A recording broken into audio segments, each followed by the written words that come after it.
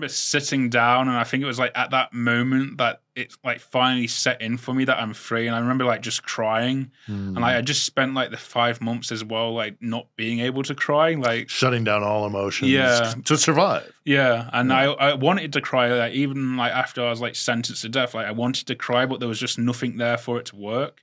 Now all of a sudden, like we're free, and I was like in shock for like probably a month still after it.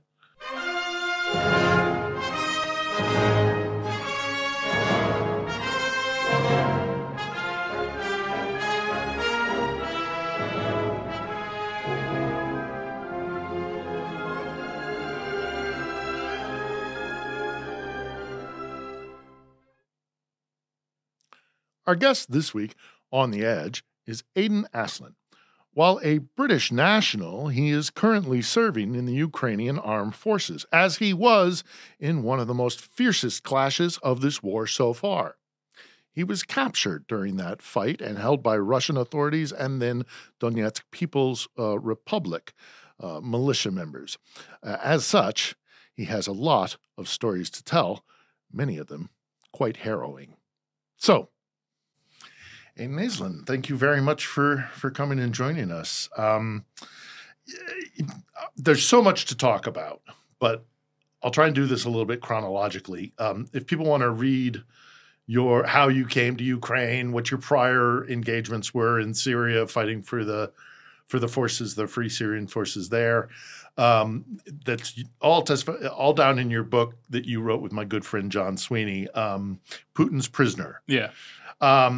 Let's jump, however, to Ukrainian matters. And I want to talk about you took part in one of the most important battles of this war. And thank you for that, by the way. The Battle of Mariupol, which pinned down Russian forces during the initial invasion and was a brutal fight. Tell us a little bit about what it was like to fight the Battle of Mariupol.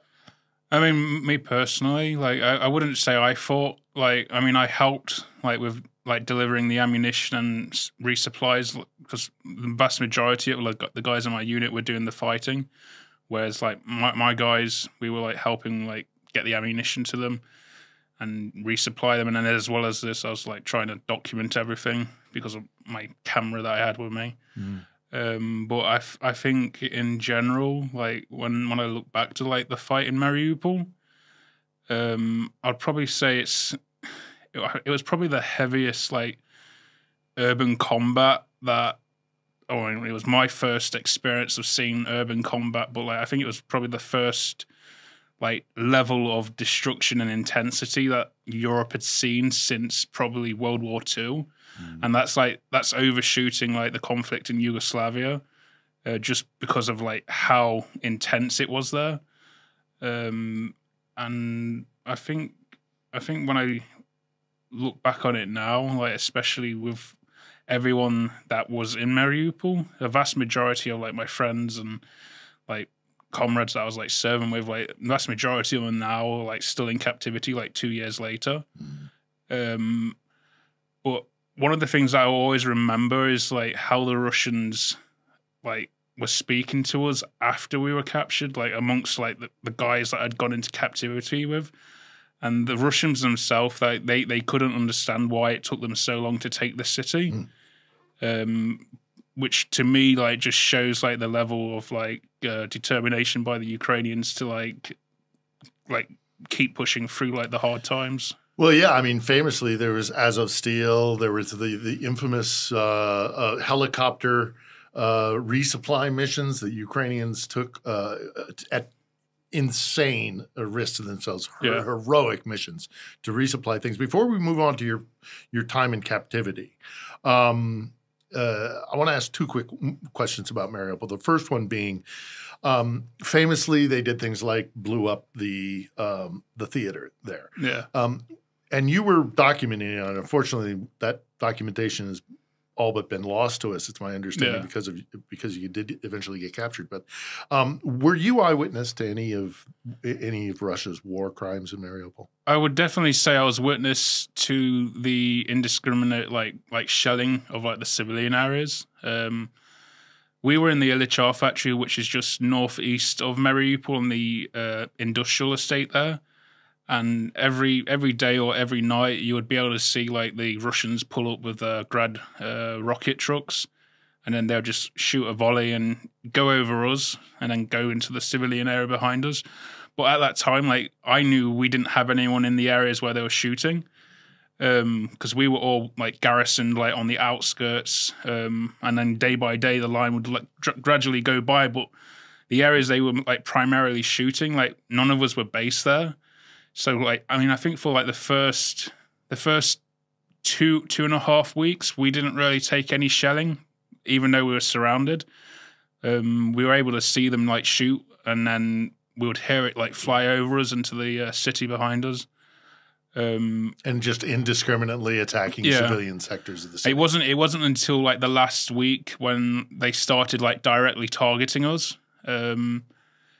And I think on top of that as well is like just the amount of like civilian casualties that would be coming through our position because I was working in where the HQ was. We had like the medical like staff point at our location, and every now and again there'd be like quite a few civilians that we brought in, like because at that point there was no working hospital. Pretty much like the whole system for like care, like duty of care for civilians and stuff from the government had collapsed because of the situation with the encirclement. So the civilians were pretty much on their own for the most part, without any support from like outside organizations. The military would try to help them if they could help them, but we also have to remember like we were also without supplies, like resupply. So we witnessed quite a lot of like civilians that would be brought in and then moved to the next location to try and get treated. Yeah, because I mean, obviously, also famously, the city did become encircled. So any civilians or combatants at a certain point were basically stuck in the city. I think as well, it was also around this point. Probably I think it was 2 weeks into the encirclement, which is when they started like using like the heavier like airstrikes, and then they started using the cluster bombs on the city. And they've got like a very distinct sound, so you know when they're cluster bombs. But again, it wasn't on our steelworks; it was just in the city, which didn't really make much like military like sense to me, because all the military like located in the industrial like areas compared to the civilian area that was just behind us, where not many people would be located other than civilians. Yeah, and so the city gets encircled. You guys run out of the means to stay and survive and fight, and so you decide to surrender. And famously, you put out on social media a video saying, okay, we're going to surrender. If you're watching this, it means that we've surrendered. We've lasted about a month, 2 weeks in the city of Mariupol. And you got that out through using a Starlink or something? Yeah, so luckily, I'm not sure how quickly they got the Starlink there, but when the invasion started, like Starlinks became pretty abundant, like all of a sudden. Right. And luckily, we had Starlink sent to us just before we were encircled, so we had like that connection to the outside world. Because by the 6th of March, that's when the mobile network went down, so we had no outside connection other than the Starlink. And by the time that we were preparing to surrender, we still had that Starlink that was our like outside connection to like families and whatnot. And I knew with my situation, like I'd most likely be treated different because I'm a foreigner. Right. I was expecting, depending on who it was that was going to take me into captivity, I'd heard maybe like from what I'd read online that the Chechens they were in Mariupol, and then there was also like rumors of like Wagner being in Mariupol. There was a Telegram post that I got sent by a friend.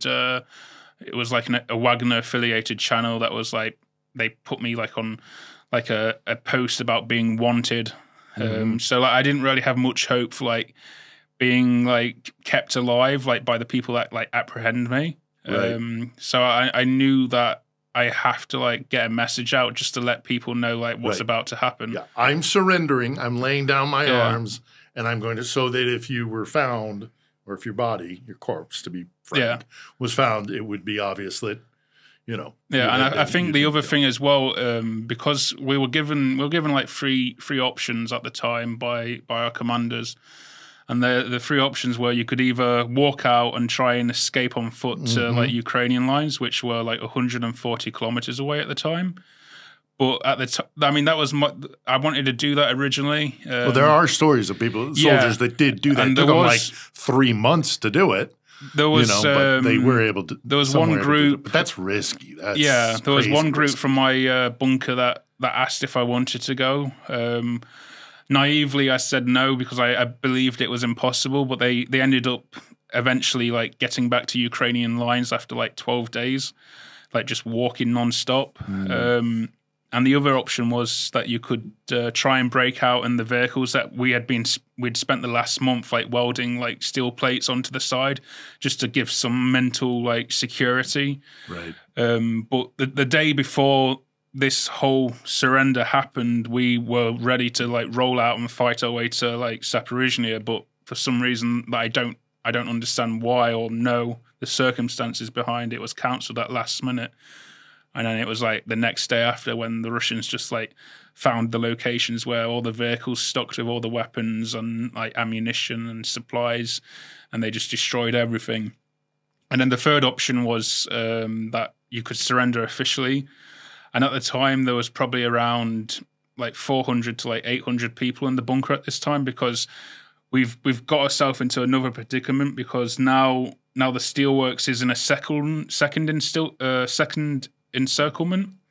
So not only were we encircled in Mariupol, we're now encircled around the steelworks. So like the spacing is like very small, and especially with the amount of people that we had in the steelworks, like I was thinking that if there's no way like we're not going to be able to get out on foot, and we're definitely not going to be able to get on the Technics like now, because they already know what we're attempting, so they're expecting it. So I figured the best option would be to surrender, because not only are the vast majority of my unit like surrendering, people will be witness to me being alive and surrendering. So I knew like if the worst, because you surrendered as a group, yeah. So I knew that if the worst did happen, at least there would be people to say that they saw me surrender, and that was the last time that they saw me before I disappeared. So I was trying to like set myself up for the long term, like with the Geneva, like Hague and all that, in case anything did happen. Yeah. So, and then the story of your surrender again is a great story to tell, and I urge anybody to go and read it. But getting past the specifics of how the surrender went, once they've got you and you are put into the hands of the DPR, the Donetsk militias, not Russian custody, but you're in the custody. How was your treatment during captivity in general? In general, when I was surrendering, like I wasn't like naive or gullible. Like I wasn't like under the belief that like I'm going to be going into somewhere like nice. Like I understood fully like what I'm going into, so I fully expected to like be beaten like maybe a few times and mistreated. But the level of what I thought it would be was probably 100 times worse, just because there wasn't any logic to anything that they were doing, at least from my experience with what I saw. And then also you've got like just the treatment of like just everyone, like even like military, non-military. At one point there was a disabled person that they picked up off the street and they just threw him in with us, like just a civilian off the streets. Yeah, he was like disabled, he couldn't speak and couldn't walk. To what end? Why? Just because he looked homeless, but he didn't. They took his clutches away from him, so he wasn't able to like walk or go to the toilet. I mean, for the first month, we spent in like probably a room smaller than this with like 30 people, like no toilet. For how long? 1 month. In a room this size with 30 people? Yeah, maybe a bit smaller. We didn't have any toilet. We didn't have access to like water. We got given a bottle of water, but it had to be shared between like 30 people. And we got like one piece of bread a day. I mean, I was going to ask you, did you see any war, crimes during your captivity? But you've just described it. I mean, so here's the thing. I lived in Russia, and I covered court cases, and I've been to Russian prisons. When you are in custody of the Russians, it's a very different atmosphere than prisons in the West, which I've also been to.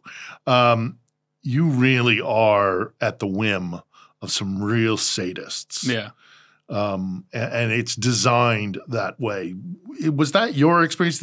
I mean, I heard you tell stories of like them making you sing the Russian anthem or sing, call out glory to Ukraine, or glory to Russia, or, to the strength of Donbass, or they make you chant these things. Yeah. And if you didn't do it, you were beaten. Yeah.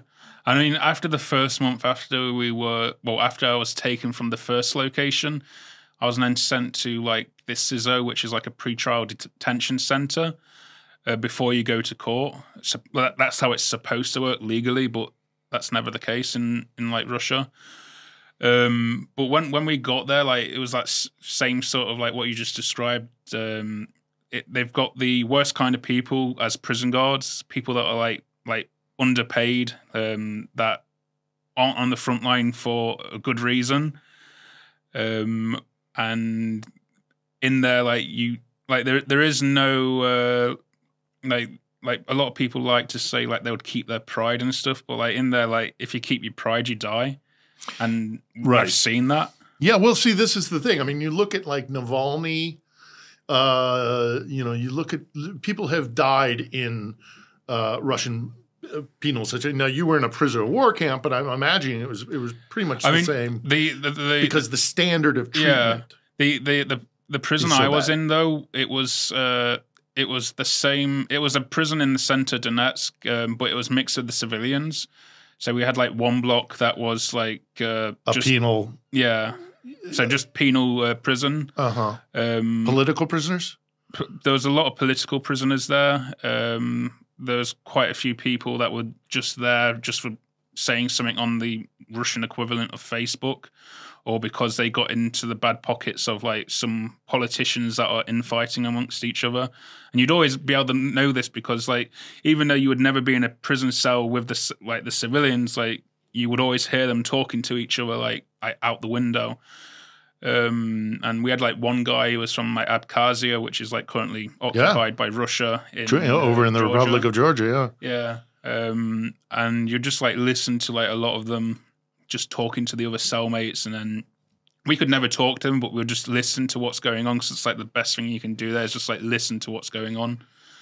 Although also oftentimes when you're listening to beatings. Yeah. And even you recount at least one story of listening to them beat a man to death. Yeah. So this happened in July, and when you come to this prison, you go through a processing, and it's kind of like a false sense of security, because when you arrive there's like a bit of shouting, but like they don't beat you. Like as you're going into the processing, they just do like a standard like prison entry process where they take your blood and all that, and then they put you in a cell, but you've got this like false sense of security. And then we've just like had our photos taken. We've just seen the medic to make sure we don't have COVID or tuberculosis. And then we're like in this cell waiting to be taken to our like prison cell. And this is like the moment when they come and take the new arrivals. They put a bag on their head, and then they like instruct you to lay down, and then you have to crawl from the processing area to your new cell. Luckily for me, my cell was like 100 meters down the corridor. But because I spent like the next 5 months, the next four and a half months there, and because we were so close to the processing area, like we quickly like learned like who our new arrivals like. We quickly learned like the schedule of the prison, of like what days like new arrivals arrive, like what day like it's pretty quiet. So by the time that this individual arrived who died, We could tell it was like abnormally long, like from the length of time it took him to like crawl from the processing area. And then obviously when he came to the prison cell, we already knew like he was pretty worn out because it took like 30 minutes to do a 10-minute crawl. And we could just hear like that like his voice was just like crispy, like really out of breath, like sort of crispy. And then that's when the guard who had brought him started telling him the rules. And then after he like finished saying that, he said like, "Do you understand?" And the guy didn't respond. So I presume he'd either like just passed out. And that's when the guy just like said, "Are you asleep?" and started beating him with the police baton. So like at that moment, like we already knew like he's most likely dead because like you're not gonna survive that if. And death was not an uncommon occurrence in that prison. From the other prisoners I was with, like there was another death on another wing in the same prison, and then there was another death which was caused It was caused because of a medical condition, but it was because of them that person died because there was no duty of care for like the medical side of like keeping this person alive that needed that medicine. You're not supposed to be a burden. Yeah.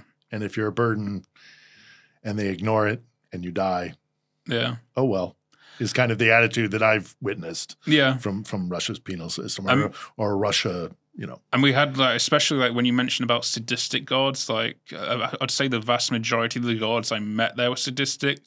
There's maybe one or two guards that just couldn't get a job anywhere else and just doing that job, whether I don't think they enjoyed doing the job, but like they left us alone. But like I would say the vast majority of the guards that we had like encountering like from a day-to-day basis, there were probably a lot of like sadists there.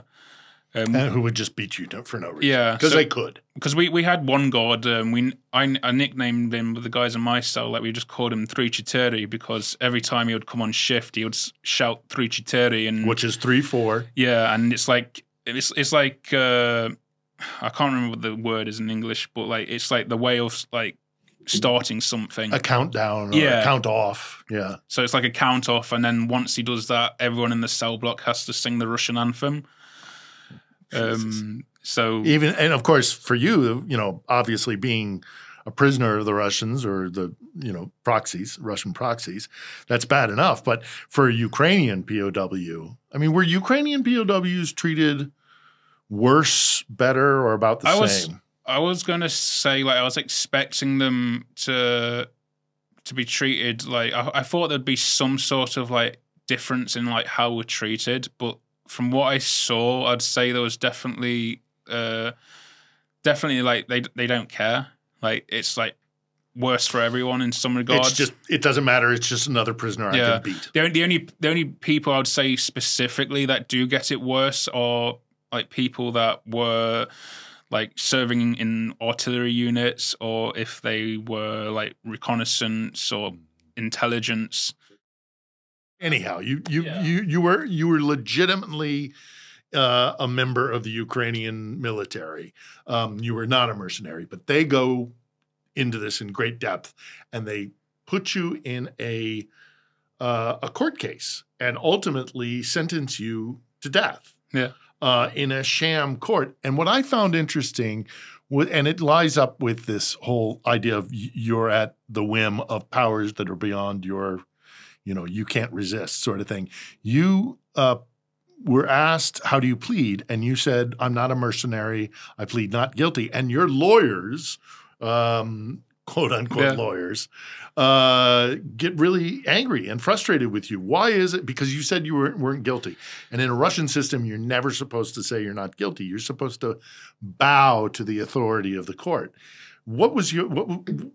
Lay that out for me a little bit when your lawyers came and said, why did you say that? So like when we got to that point, because previously before when the prosecutors were like telling me that they brought in Russia Today to film me like being read these charges. And again, it was the same there. Like I pleaded like partially guilty because they kept trying to, it was like with that instance, they said that I killed civilians. And the first time that I read it out on camera, like I said, I plead not guilty.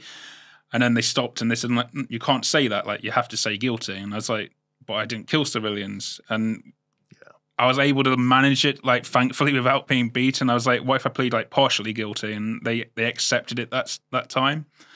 But, like, when it came to the court case, I knew at that point, because everything that I was thinking about logically with, like, it's funny to, like, try and talk about logic in the Russian Federation because there is no logic.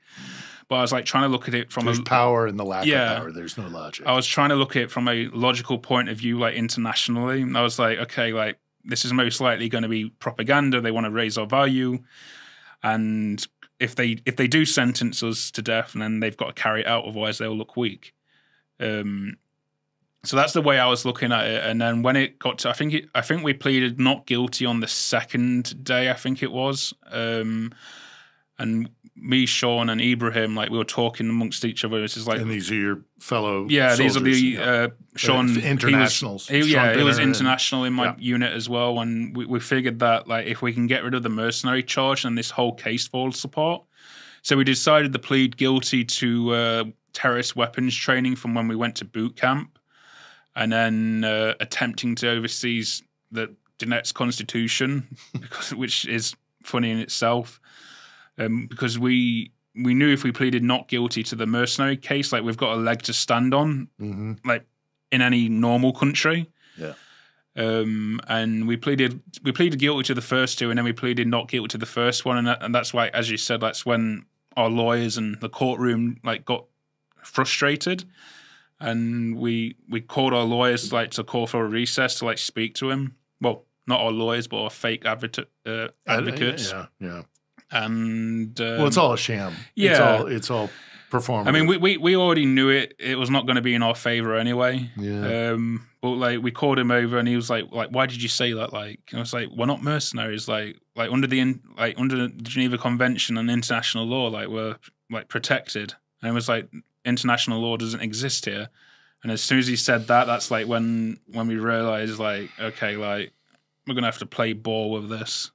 Dang. That's nuts. So obviously now you have a death sentence hanging over your head. That's a form of mental torture in my mind.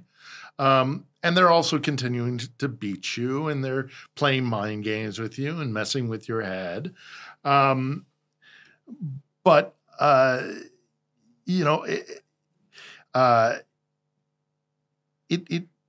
it makes me wonder,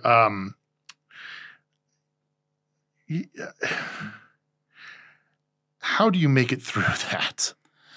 I think a lot of it, like after the death sentence, like my mental state like took a really bad turn. Like I was like very bad. At one point, like in September, like just before we were exchanged, like I'd found a razor in our cell. I was like contemplating just killing myself, because at that point, especially since like the first week in captivity, like even though like people were seeing me alive and stuff, like the Russians were using me for propaganda like pretty much every day, like from the very first week. Which, like, by the way, is not it's a crime as well. And like from the very first week, that would be taken out like 3 or 4 times a week, just told to like watch a video and then make a response. And like every time I do this, like you know, if you don't say something, then you're going to be that guy that's screaming down the hallway, getting his like head kicked in, or the guy that like stabbed me, like that's like stood in the room like next to me. He's going to pay a visit to me again. Right. So there's always because you were stabbed. Yeah. So there was always like at every point there's always intimidation, and like again, like it's not intimidation to get you into doing something. It's intimidation just because you're Ukrainian. So like it's like, or you're a prisoner. Yeah, it's like that sadistic power, like hunger again. Yeah. And I knew at that point, like by September, it'd been 4 months and I'd been doing the same process. The only 2 times that they didn't come and like film me was the week after I was sentenced to death. And I knew at that point, I said, like, they're doing this for like the dramatic, like making it making people think that I've been executed. And then the second time they did it was when they blew up Elenovki, POW camp. And we heard about that on the propaganda radio that we had in the cell. And I figured that maybe they're trying to portray that I was killed there. So that's why there's been no contact with the governments or anything whatsoever. Yeah. Because then eventually when you are released, and you've talked about this publicly, is the fact that you're released a few weeks or in short course after your release, they have the sham referendum. Yeah. And they officially become, Donetsk officially, as far as Moscow is concerned, is adopted into the Russian Federation. So instead of the Donetsk People's Republic holding you and being able to do whatever they want with you because they're not accountable to any international body, you have stated that maybe it might be because they were about to be absorbed into the Russian Federation, which might be, is more likely to be held responsible to international courts, although that's disputable as well, obviously. Do you think that the timing of it had something to do with that referendum? I think the timing of it, because I had this every time we'd hear on the propaganda radio, they'll be talking about how they're getting ready to do a referendum to join Russia, and I remember discussing with my cellmate if we end up joining Russian and this whole death sentence thing disappears, and then they're going to be held accountable to a degree from what I thought. So I definitely think it had a very big part to play with it, especially considering that they released all 10 of us. They released all 10 foreigners that were caught in the military and in the zone.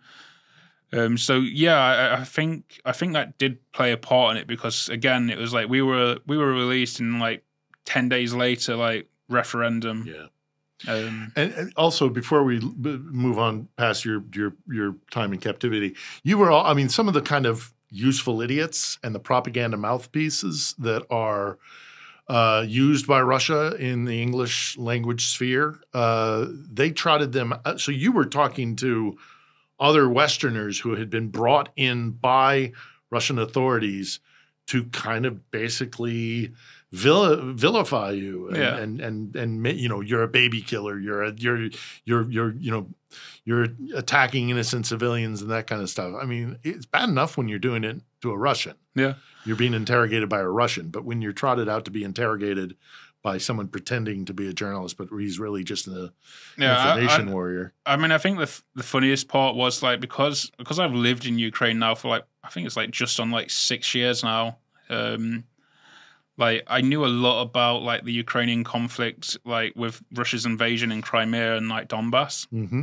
So I had already done a lot of research into both sides, and I knew who was who, and I knew who this Graham Phillips was. And I remember when I was taken out the cell and taken to the room, I didn't know what I was being taken for. I presumed it was going to be more propaganda, because the day before they had a Russian propagandist come, and I just remember sat on my chair, and all I can hear is a sudden British accent speaking really heavy accented Russian with the British accent. And as soon as I heard that, I knew straight away who it was, and I was like the last person I would want to meet is that individual. And I think the funny thing is that out of all the useful idiots I met, he was the worst, because even the other useful idiots John Mark Dugan, and I'll be honest, he's a useful idiot. He's got his biases against the West because of his own misdoings. Yep. And he even said to me that he thought Graham was a cunt, basically, for doing that. But it's people especially Graham, when your own people are calling you the bad guy, that really paints and a leveling picture. and leveling the same kind of BS accusations that Moscow would level against you, which is always born out of lies. But to have a fellow Brit sit across from you and film it. I think the worst part was he was from the same town down the road from me. Oh, jeez. Yeah. Jeez, what a scumbag. Well, he'll get his comeuppance eventually. So anyhow, okay, so you are exchanged for, there's 250 Ukrainians and 10 internationals exchange, if I got that right, Yeah, 250, exchanged for 50 Russians, but a high-profile Russian, Putin's buddy, the Ukrainian trader, Medvedchuk. And that's a fascinating story, and it's a great read in your book. But what is your initial, because you didn't know, as these things often are, until it actually happens, you never, So the hood comes off, you're free. What's that initial emotion?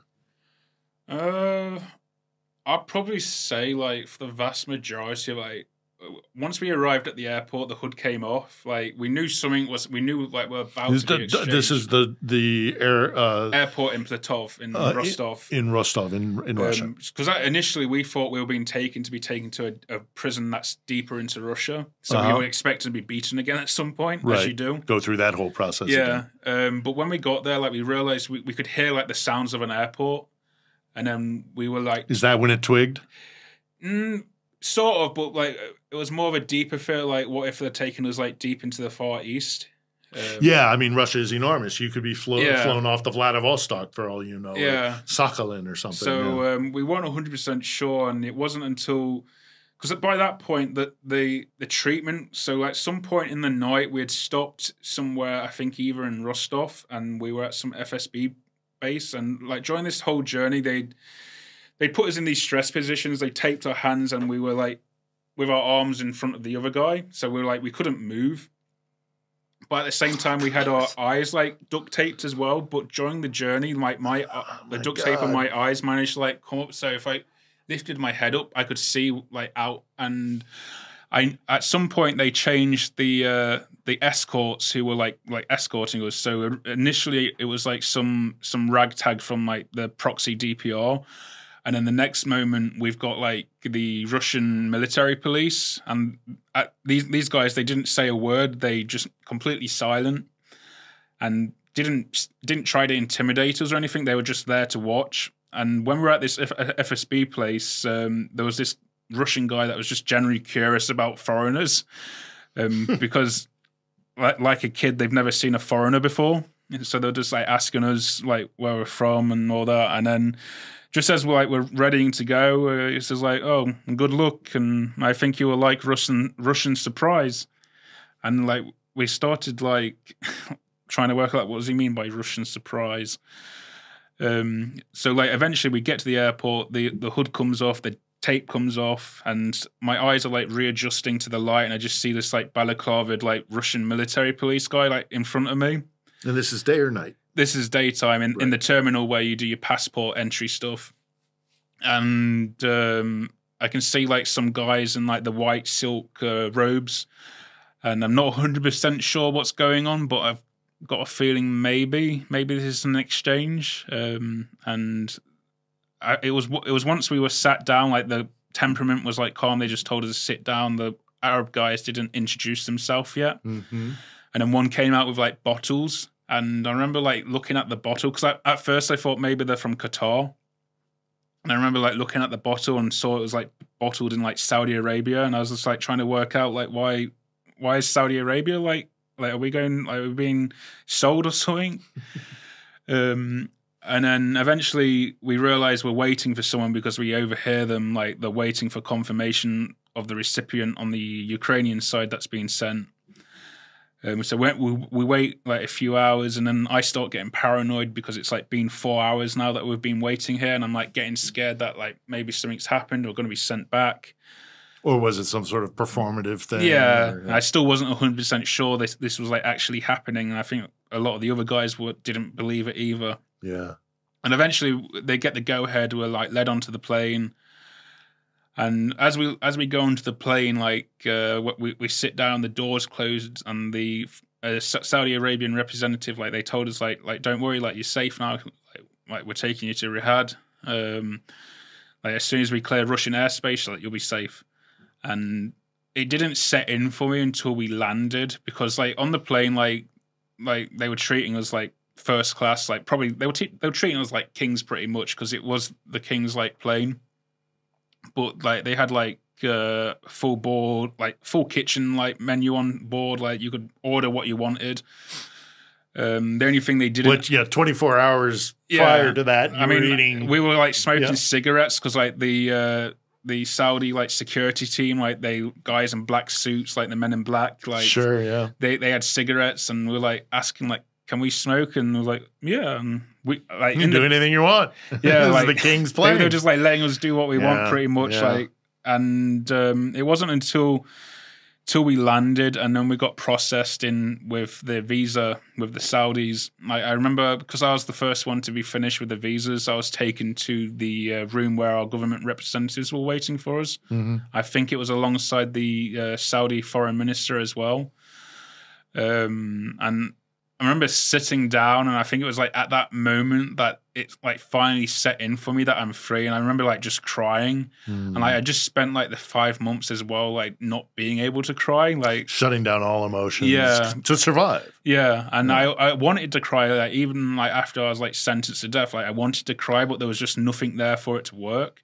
And especially after Mariupol, like we hadn't even like processed like what happened in Mariupol, and like when this other high stress environment, and now all of a sudden like we're free, and I was like in shock for like probably a month still after it.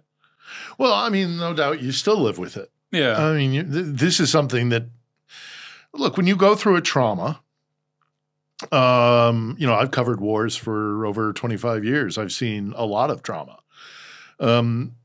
There's some trauma that you never, you don't get over it. You live with it. You learn to live with the trauma, but it never leaves you. What has been the repercussion for you?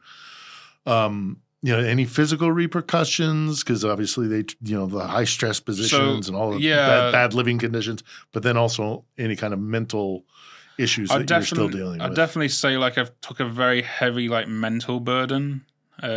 Especially with the process of like how we were exchanged. Because we were exchanged like via like Saudi Arabia and then sent back to Britain, there wasn't really any sort of like mandatory like rehabilitation like center that we were sent to compared to if we were like exchanged back to Ukraine like directly like normally happens. Guys will go to the rehabilitation hospital for like 3 to 2 months, like depending on the like problems that they have. Yeah. So like, the Ukrainians have been very good with dealing with PTSD. Yeah.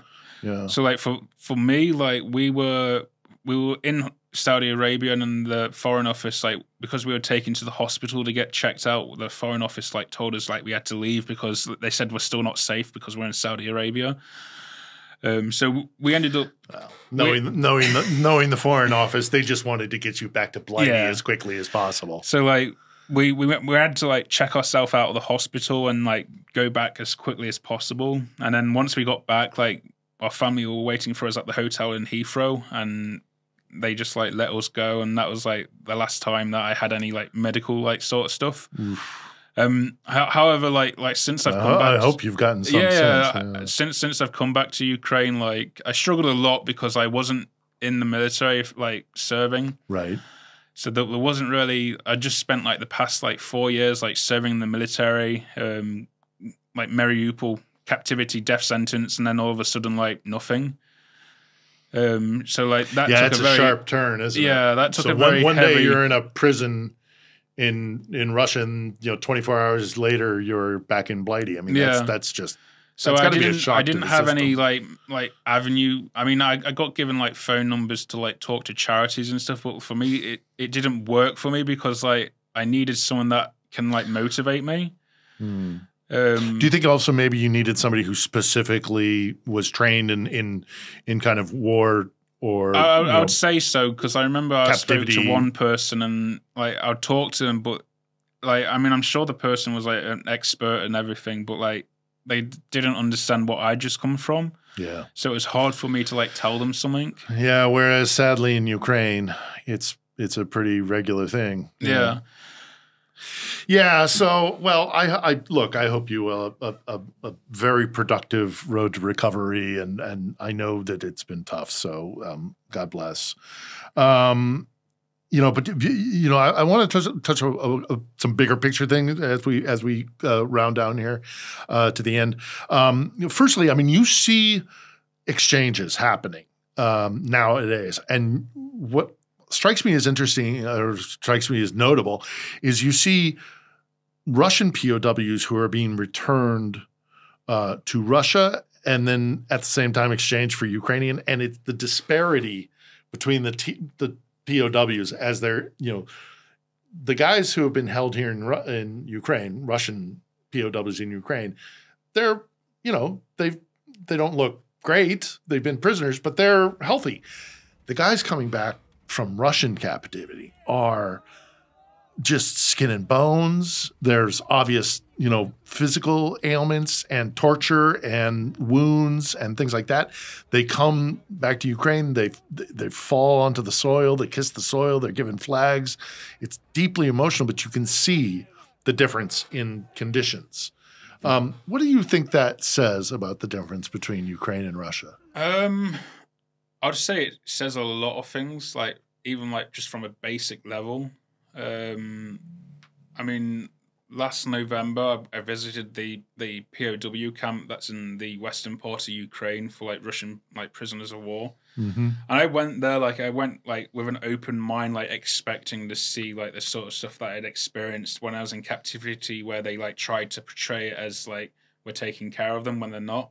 So I went in there expecting to see stuff like that, and I was quite impressed because no matter how much I was trying to play devil's advocate, with looking at it, everything seemed pretty normal. There wasn't anything that I sensed that seemed suspicious.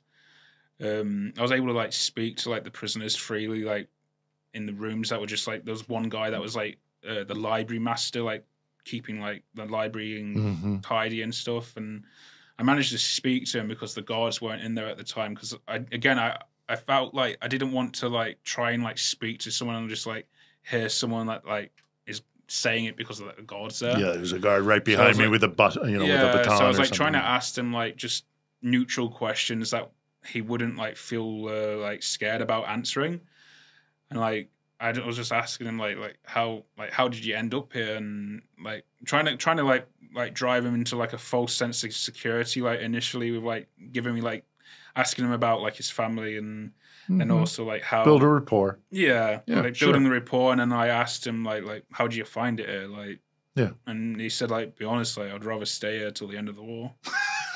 And yeah. Probably better than if he's from some podunk little village out in Siberia. Because if you ask that to to me or any of the other Ukrainians, if we want to stay here till the end of the war, we probably would have given the most timid answer with trying to think of what do we say to that. But with the way he said it, it was just so fluid, and there wasn't any thinking about what about the question. He just was fluid with the answer and happy with it. Yeah. And I think that's the big drive when we try to look at how Russian captivity is and Ukrainian captivity. I mean, no doubt about it. I mean, I'm sure there's Russians that do get a bit of a beating.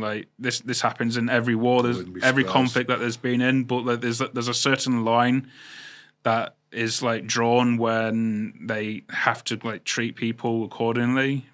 So again, you'll see war crimes committed. You see them every side of a conflict in any conflict. Mm-hmm. But I think the key difference, as I've said many times before, is an individual commits this crime. That's not a representative of the state, of the country that he's fighting for. But it's a different matter when the state is actively encouraging this to happen and for people to get away without any repercussions.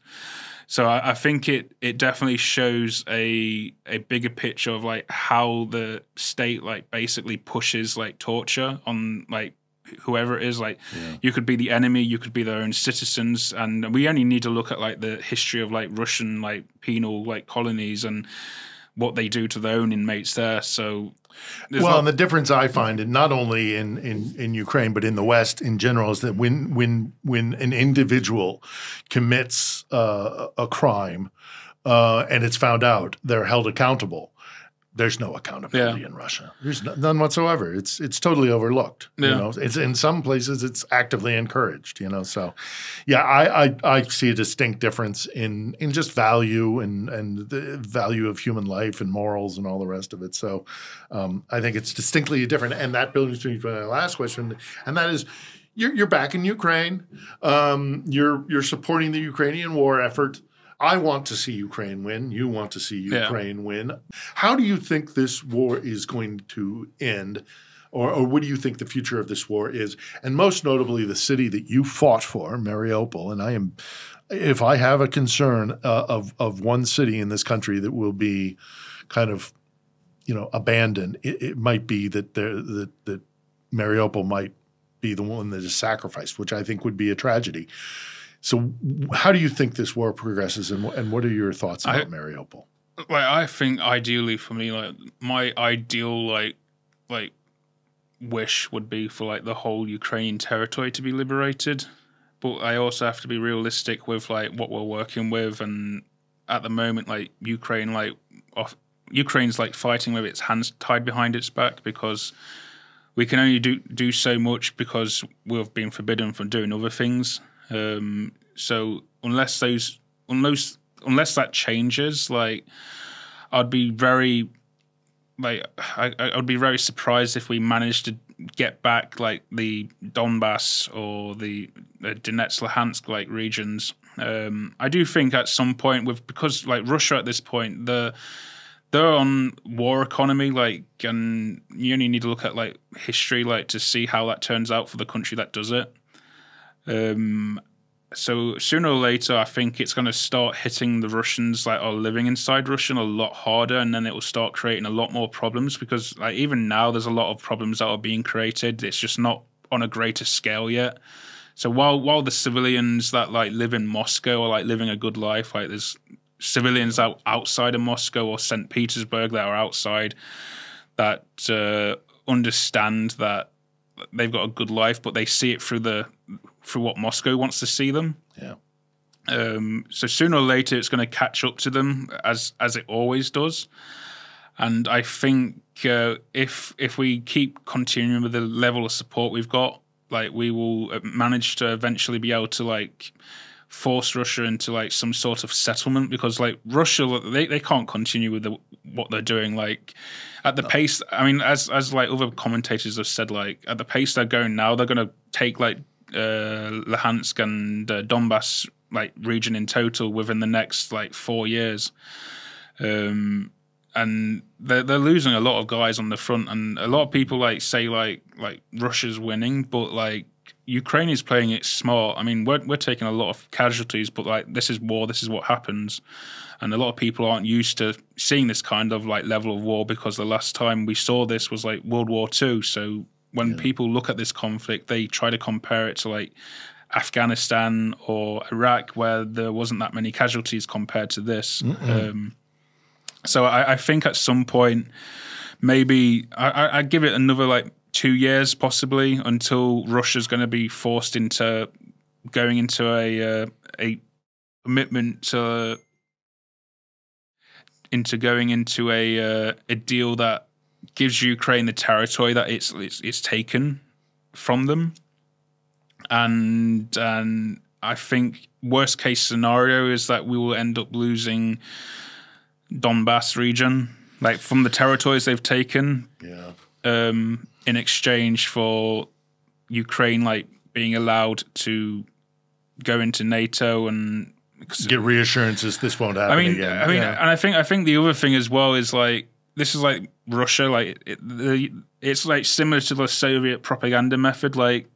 To people, it might not sound like a victory, but for Russia, they can just turn it into a victory in some way or another, because whatever their propaganda says, they can make it look like a victory. Yeah, I agree with you on a couple of points there. There's a couple of things that I would add, and that even if they do absorb the 4 oblasts that they want to absorb, so much of it has been damaged that they're going to have to rebuild, that it's going to be a massive drain on an already crippled economy. And secondly, I think that if they leave this war with a Ukraine that includes Odessa, that can constantly threaten the Black Sea, that they no longer have dominion over the Black Sea, that's a humiliation I don't think Putin can sustain.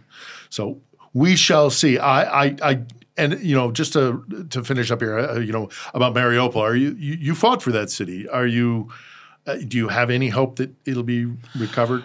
I'd like to see it one day, too. under the Ukrainian flag again. Because like myself and like many of my friends, like they have families there. They have like friends that are still there, like living under occupation. They still talk to them, like they still tell them like what the situation is there. Like now the city's like pretty rampant. Like you've got like the Chechens that are just running around doing whatever they want. And they build a Potemkin village there. Yeah. But the reality of it is quite different. Yeah, is my understanding. And it all falls back to like the propaganda of like, and I think the best way when I try to look at like Russia now, because again, like Russian and Soviet propaganda, it's not exactly the same, but it's very similar because they've evolved from it. Mm-hmm. And I think the best way when I look at this now is like, if I had to like describe like Russia like as a country, I would tell someone to read like 1984, but instead of like focusing on like the Soviet Union, that was like described in that as Oceania. That was described as the Soviet region. Yeah, the Eurasia. I would describe like Russia today as like Oceania because everything that I've seen like and read in that book, like very similar in the terms of like propaganda, and like George Orwell, like he wrote and the that. double speak and the yeah. So he wrote that because like he knew about like these ideologies, and he knew about like the Soviets, and especially like at the time with the possibility that the West might turn to fascism, which thankfully it didn't. But like everything that he like wrote about there, like has pretty much evolved in Russia into being that story that he wrote about. Yeah, the sooner they can get rid of Putin, the better for them as well as the rest of the world. So, and thanks very much for your time. Look, you're Cossack Gundy on social media. Are there projects out there, stuff that you want people to be aware of? Obviously, there's your book, Putin's Prisoner. Is there anything else you want to draw attention to? So like I've got my social medias, like I'm on Twitter, or X as it's known. And I'm also working with the Victory Team, which is an NGO that's like working to like gather like supplies and the needs of what the guys on the front line need. Okay. So we're a charity that just like tries to get funding so we can get guys like kit or like warm clothing or whatever it is that they need to survive. We'll try to get it. So we do have a social media account for that, like Victory Team on Twitter and also Instagram. We'll put all the links in the description area. So Aiden Aslin, thank you very much for coming today. Thank you for everything that you have done for Ukraine and continue to do for Ukraine. And let's just hope that there's a bright future ahead for this country. Yeah. And I hope you have a strong and healthy and full recovery from the trials that you've been through and the sacrifices you made. So thanks very much. Thank you. All right.